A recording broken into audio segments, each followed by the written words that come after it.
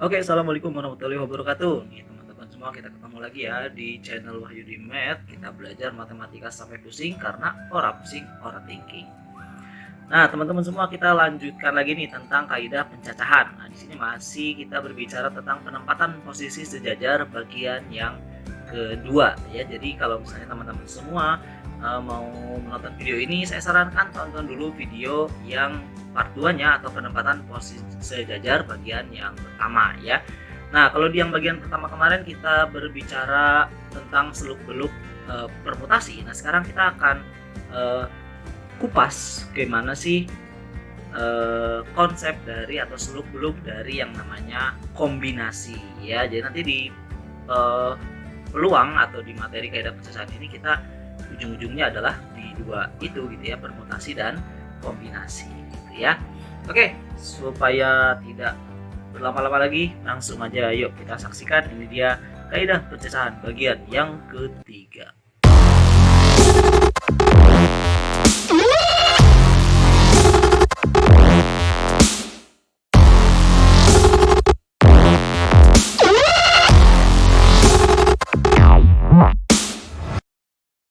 Oke teman-teman, kita masuk ke contoh kasus yang pertama. Nih, kalau yang kemarin-kemarin kita mainannya pakai orang ya, pakai nama orang, pakai orang lah ya, orang duduk di bangku berjajar gitu ya. Kita buat ilustrasinya. Nah sekarang di sini kita akan buat menyusun kata ya. Coba kita baca dulu soalnya.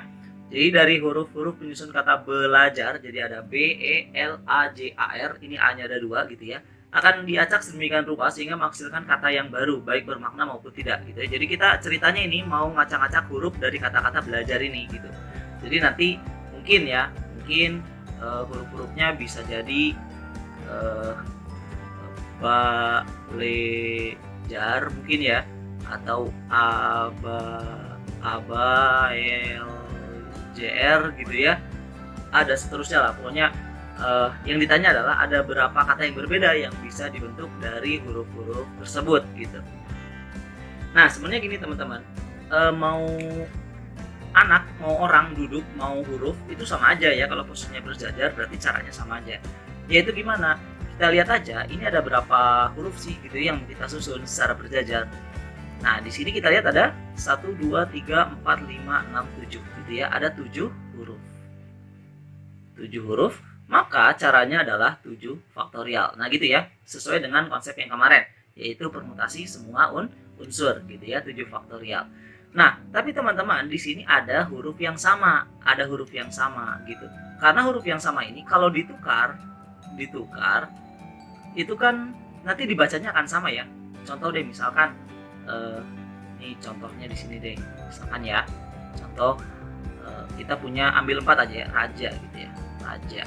Dengan catatan ini A1, ini A2 gitu. Ketika kita tukar A1 A2 jadi R A2, ini C A1 gitu ya, kan bacanya masih tetap raja aja gitu ya. Jadi intinya yang sama ini nah ini harus kita bagi dengan permutasi semua unsurnya gitu. Jadi karena di sini ada 2 yang sama, maka harus dibagi dengan 2 faktorial gitu teman-teman. Nah, jadi kita ulangi, 7 faktorial ini berasal dari 7 huruf yang ada di sini yang kita susun. 2 faktorial adalah karena huruf yang sama ada 2 sehingga harus dibagi dengan 2 faktorial. Nah, kira-kira seperti itu teman-teman. Nah, ini kalau mau dihitung selesaikan silakan, kalau enggak juga ya nggak apa-apa lah ya. Oke, nah sekarang kita lanjut. Nah, ini dia.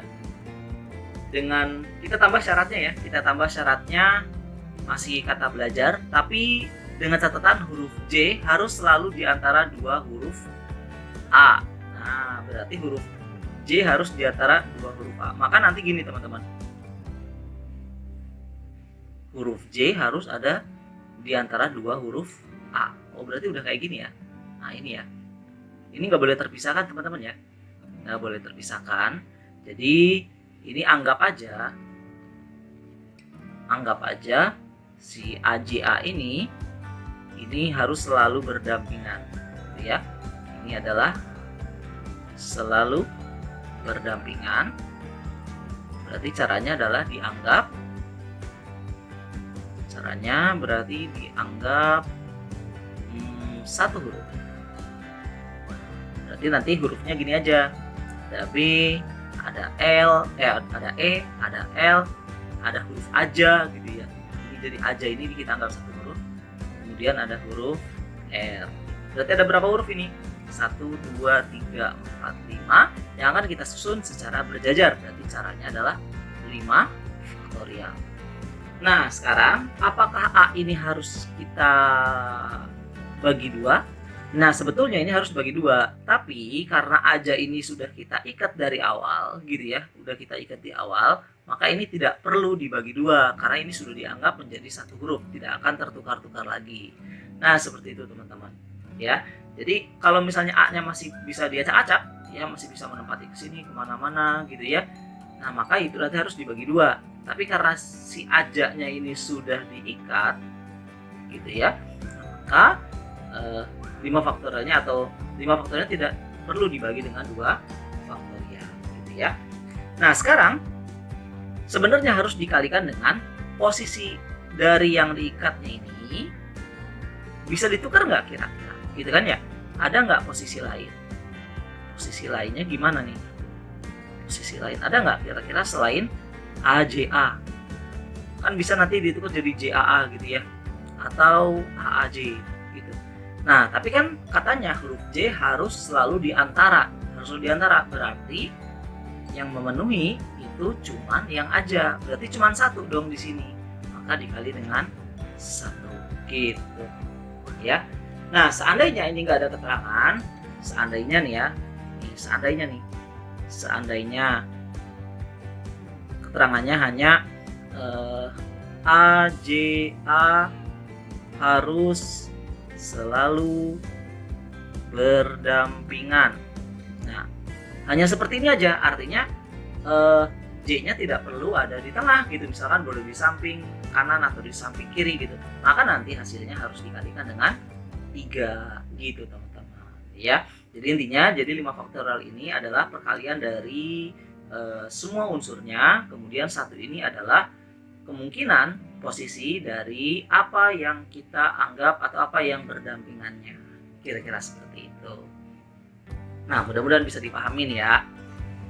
Oke, sekarang kita lanjutkan.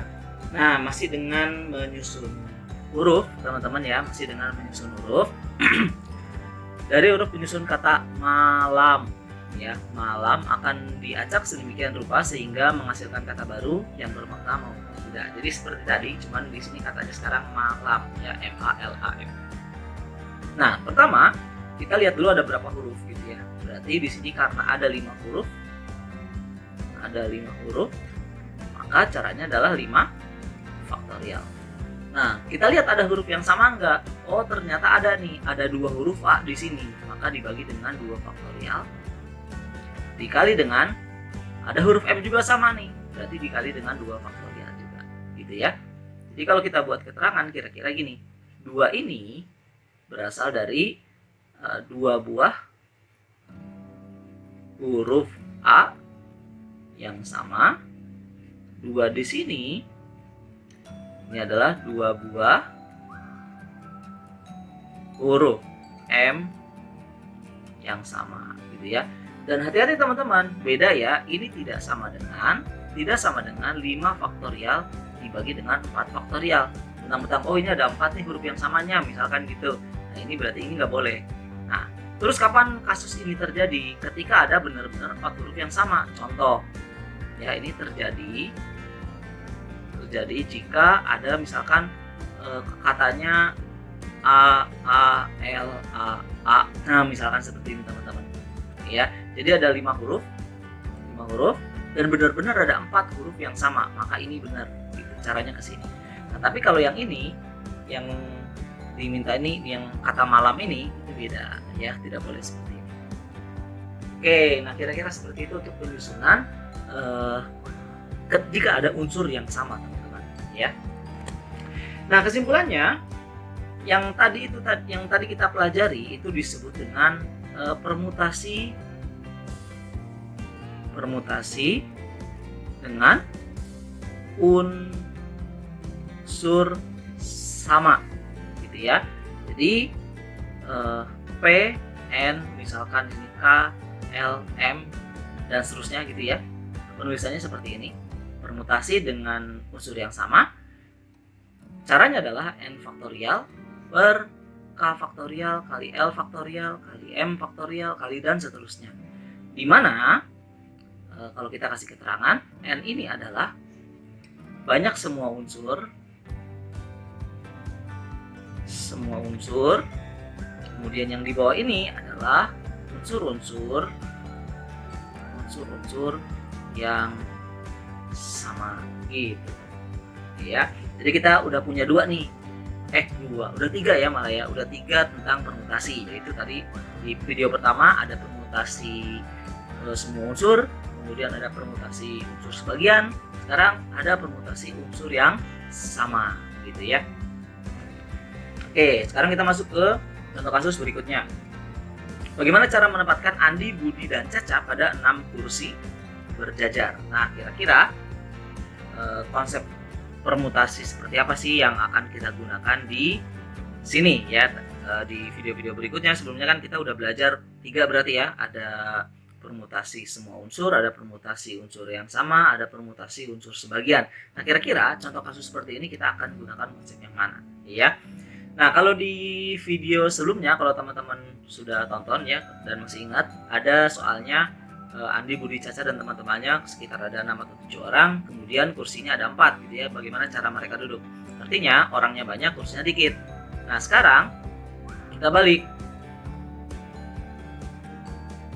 Kursinya banyak, orangnya dikit gitu. Nah, kira-kira sama nggak ya? Berarti kita tulis kursinya di sini 1, 2, 3, 4, 5, 6 teman-teman ya. Kita akan masukkan si Andi, Budi, Caca ini gitu ya. Jadi intinya di sini kita akan memilih 3 dari 6 kursi yang akan diduduki oleh Andi, kemudian Budi, dan Caca ya. Dengan catatan ini memperhatikan urutan ya, dengan memperhatikan urutan ya. Kenapa? Karena posisi Andi, Budi, Caca ya di mana sih? Sini aja lah. Sini. Andi, Budi, Caca itu beda dengan Budi, Caca, Andi. Nah, ini beda ya. Ini beda. Berarti di sini kita memperhatikan urutan. Nah, kalau menyusun memperhatikan urutan, maka yang kita gunakan adalah permutasi ya. Permutasi unsur sebagian.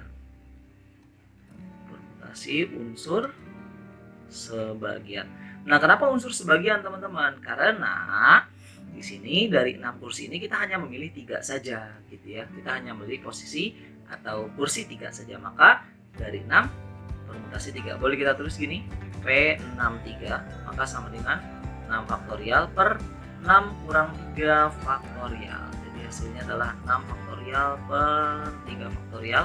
Berarti hasilnya 6 kali 5 kali 4 kali 3 faktorial per 3 faktorial. Coret 3 faktorialnya, hasilnya adalah 120.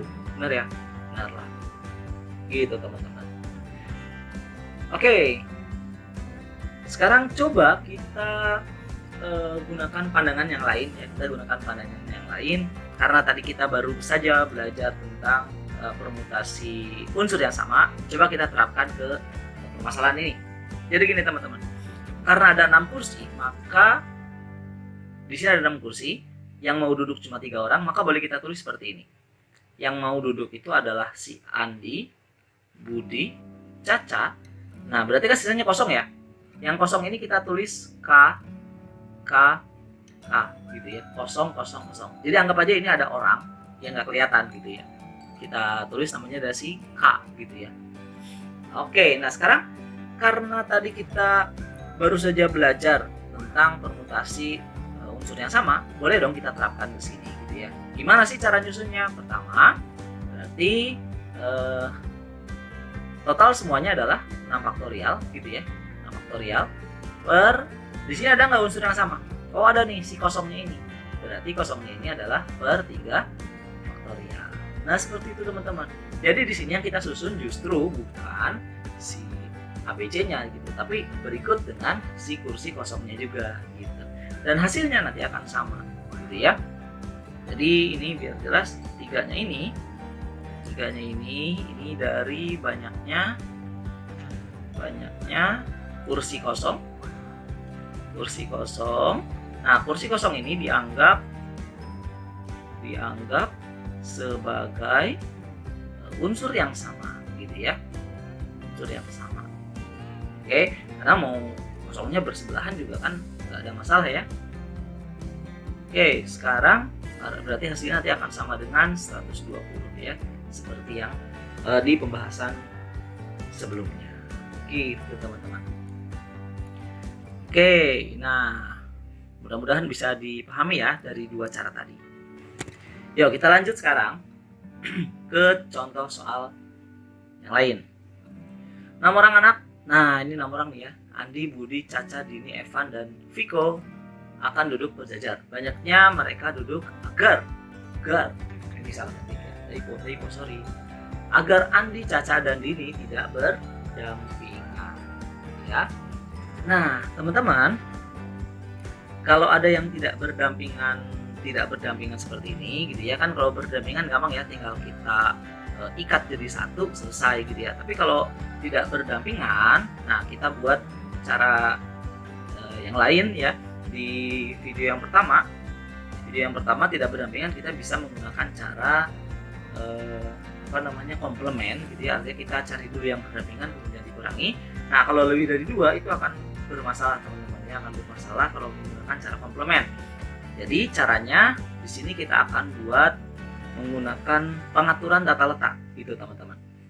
Nah jadi intinya gini ya, intinya Andi, Caca, dan Dini itu tidak boleh berdampingan. Artinya ini harus ada orang yang menyelingi mereka gitu ya. Jadi ini nggak boleh berdampingan. Jadi harus ada orang yang duduk menyelingi mereka gitu ya. Andi, Caca, Dini gitu ya. Nah caranya gimana? Kita buat seperti ini teman-teman tekniknya. Kita lihat ada berapa orang di sini? 1, 2, 3, 4, 5, 6. Ada 6 orang ya. Ada 6 orang. Kita ambil Andi, siapa nih? Andi, Caca, Dini. Andi, Caca, Dini. Berarti berapa orang di sini? 1, 2, 3. Oke, ada 3 orang. Kita buat gini teman-teman. 1, 2, 3. Nah, ini yang biru ini. Oke, nah garis yang biru ini, kita tulis di sini lah ya. Yang biru itu diisi oleh siapa tadi ya? Budi, Evan, Viko. Itu ya, pertama-tama seperti ini. Nah, kenapa harus Budi, Evan, Viko dulu yang ditulis? Karena mereka yang nggak bermasalah gitu ya. Mereka mau berdampingan mau nggak berdampingan juga nggak ada syarat gitu. Nah, sekarang yang bermasalah siapa? Andi, Caca, Dini. Dia akan kita selipkan di sini. Slip di sini. Slip di sini. Slip di sini. Slip di sini. Dia kan boleh di ujung juga ya, boleh di ujung. Nah, jadi untuk Budi, Evan, Viko untuk menyusun 3 anak di 3 kursi biru ini, maka perhitungannya itu adalah 3 faktorial gitu ya. Jadi 3 faktorial ini untuk siapa tadi? Untuk Budi, Evan, dan Viko gitu ya. Nah sekarang untuk Andi, Caca, Dini gimana? Oke, Andi, Caca, Dini supaya tidak berdampingan berarti mereka harus diselipin di sini dong. Di sini, atau di sini gitu ya. Kenapa? Karena kalau mereka menempati tempat-tempat ini sudah bisa dipastikan diselang atau diseling oleh Budi, Evan, atau Viko gitu di yang birunya ini gitu. Nah yang jadi permasalahan adalah di sini kotaknya, slotnya ada 4 nih. Slotnya ada 4, padahal anaknya 3. Berarti kita akan memasukkan 3 anak ini atau memilih 3 slot yang ada di sini dari 4 slot yang disediakan gitu. Jadi kita akan memilih 3 slot untuk diisi Andi, Caca, Dini dari 4 slot yang disediakan. Maka kita gunakan apa? Permutasi unsur sebagian gitu. Berarti dikali dengan permutasi 4, 3 gitu ya. Dari mana 4, 3 atau untuk apa 4, 3? Memilih 3 slot ya untuk ditempati si siapa tadi, Andi, Caca dan Dini dari 4 slot yang ada gitu. Nah gitu teman-teman ya. Berarti nanti jawabannya adalah kita hitung 3 faktorial berarti 6, permutasi 4, 3 berarti 4 faktorial per 4 kurang 3 faktorial ya, berarti sama dengan 6 dikali dengan berapa nih, 4 faktorial ya. Nah segitulah jawabannya, nanti silakan teman-teman hitung sendiri lah. Nah jadi gitu teman-teman, ini adalah cara untuk menghitung formasi yang tidak boleh berdampingan untuk yang lebih dari 2 gitu ya. Kalau misalnya ada 2 yang tidak boleh berdampingan, bisa nggak pakai cara seperti ini? Jelas bisa gitu ya. Jadi cara ini boleh digunakan untuk mencari posisi-posisi yang tidak boleh berdampingan untuk berapa orang pun gitu ya. Oke, sekarang kita lanjut lagi nih. Yo, Aman dan Amin adalah anak kembar identik. Ini sebenarnya soalnya agak mengada-ngada ya, tapi biar seru aja. Adalah anak kembar identik, di mana jika mereka berfoto walaupun bertukar tempat tidak mengubah foto hasil jepretannya gitu ya. Jika Aman, Amin, Budi, Caca, Dini, berarti ada 5 orang ya, akan berfoto di 7 kursi berjajar, banyak foto berbeda yang mungkin terbentuk adalah berapa? Wow, orangnya 5, kursinya 7 gitu. Berarti kita bikin dulu gini. Kita gunakan ilmu tadi ya yang sudah kita pelajari gitu ya. Jadi kalau misalkan ada Aman, Amin, Budi, Caca, Dini, ada 5 orang memilih dari 7, maka kita buat gini. Aman, Amin, ini saya buat sama aja ya karena kan katanya kembar identik. Kemudian Budi, Caca, Dini, karena ada 7 berarti akan ada 2 kursi kosong gitu ya. Kosong. Nah gitu dia. Sekarang berapa banyak foto yang mungkin terbentuk? Kita hitung aja. 1, 2, 3, 4, 5, 6, 7 berarti 7 faktorial gitu ya posisinya. Dibagi dengan 2 faktorial dikali dengan 2 faktorial. 2 faktorial ini apa? Dari 2 huruf A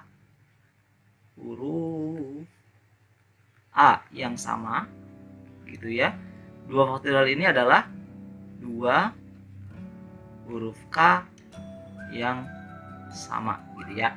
Jadi maksudnya huruf A ini Aman, Amin gitu. 2 huruf K ini maksudnya kosong gitu ya. Nah jadi jawabannya adalah 7 faktorial per 4 ya. Bukan 4 faktorial ya, tapi per 4 karena 2 faktorial itu 2 faktorial itu 2 gitu. 7 faktorial per 4. Nah inilah jawaban. Sekarang kalau teman-teman mau dihitung ya silakan aja ya. Masing-masing saja. Yang penting konsepnya atau caranya paham. Oke, sekarang kita lanjut nih teman-teman. Disediakan 5 kamar hotel dari nomor 11 sampai nomor 15, akhirnya bel-bel aja ya. Hendak dihuni oleh 3 orang pengunjung. Nah, gini teman-teman. Tadi orang-orangnya kita kasih nama gitu ya. Kita kasih nama, contoh tadi adalah Andi, Budi, Caca misalkan gitu. Artinya kalau mereka bertukar tempat, maka posisinya akan beda gitu. Dianggapnya berbeda. Berarti nanti jadi ABC itu tidak sama dengan BCA gitu ya. Tidak sama dengan juga CAB gitu. Nah, tapi di sini katanya adalah 3 orang pengunjung. Artinya pengunjungnya ini tidak ada namanya. Berarti boleh kita tulis gini, pengunjung 1, pengunjung 2, pengunjung 3 gitu ya. Nah, ini kalau ada soal seperti ini teman-teman, maka ini dianggap sama gitu. Maka nanti P1, P2, P3 itu kita anggap sama dengan P2, P3, P1 gitu. Karena tidak ada keterangan gitu si pengunjungnya ini. Oke, setiap kamar hanya bisa ditempati maksimal 1 orang pengunjung saja gitu ya. Berarti nggak boleh 2 dan boleh kosong gitu ya. Banyak cara berbeda untuk menyewakan kamar yang digunakan ya. Jadi intinya gini teman-teman, kita buat kamar dulu lah ya. Misalkan di sini kita buat kamar ada 5, 1, 2, 3, 4, 5 gitu ya. Nah, di sini akan kita isi dengan 3 buah pengunjung, pengunjung, gitu ya. Pasti nanti kalau ada 3 pengunjung pasti ada 3 yang kosong ya. Kosong. Atau boleh ini 3 ini terisi, 3 terisi, 2 kosong, gitu ya. Nah, kemudian berarti cara menggunakannya atau cara menghitungnya adalah kita gunakan permutasi unsur yang sama seperti tadi, gitu ya. Berarti 5 faktorial per pengunjungnya ada 3, berarti 3 faktorial, yang kosongnya ada 2 faktorial, gitu. Berarti di sini hasilnya adalah 5 faktorial per berapa nih? 6 dikali 2 ya, berarti adalah 5 faktorial per 12. Atau kalau kita boleh uraikan jadi 5, 4, 3, 2, 1 per 12 ya. Ini 4, 3 sama 12 habis, hasilnya adalah 10. Oh, berarti ada 10 cara atau ada 10 formasi kamar yang yang mungkin bisa terisi oleh 3 orang pengunjung tadi ya. Nah, kalau kita pahami lagi dari soal ini teman-teman, berarti tadi di kamar ini ada 2 kemungkinan teman-teman ya. Ada 2 kemungkinan. Jadi dari 5 kamar ada 2 kemungkinan, yaitu adalah 3 isi dan 2 kosong ya. Kita akan memilih 3 yang diisi dari 5 kamar atau memilih 2 kosong dari 5 kamar gitu ya, intinya seperti itu. Atau yang 3 isi ini kita sebut dengan yes atau terpilih, 2 kosong ini kita sebut dengan no atau tidak terpilih gitu ya. Nah, jadi caranya gini teman-teman, untuk memilih gitu ya, memilih 3 dari 5 tanpa memperhatikan urutan ya, memperhatikan urutan. Oke, karena di sini tadi pengunjungnya cuma ditulis 3 orang pengunjung saja ya, berarti tidak ada urutannya di situ. Nah, maka konsep yang digunakan teman-teman adalah konsep kombinasi gitu ya, konsep kombinasi gitu. Nah, konsep kombinasi ini bisa digunakan ketika kita hanya berbicara tentang yes or no gitu, isi dan kosong gitu ya, diduduki dan tidak diduduki gitu. Nah, jika ada yang seperti tadi, misalnya ada Andi, Budi, Caca, dan kosong gitu. Ini kan kemungkinannya banyak, bisa Andi, ada Budi, ada Caca, ada kosong gitu. Jadi ada berapa nih? Ada 4 macam gitu ya, ada 4 macam. Nah, ini berarti kita gunakan permutasi. Tapi kalau hanya isi kosong, atau misalkan gini deh, misalkan si Andi, Budi, Cacanya ini kita anggap sebagai anak gitu ya, sebagai anak, tidak ada namanya gitu, maka nanti ini bisa menggunakan kombinasi juga gitu ya. Artinya di sini urutan tidak terpengaruh, hanya ada anak ya, ini anak dan kosong gitu, yes or no. Nah gitu teman-teman ya, terpilih atau tidak terpilih, diduduki atau tidak diduduki gitu.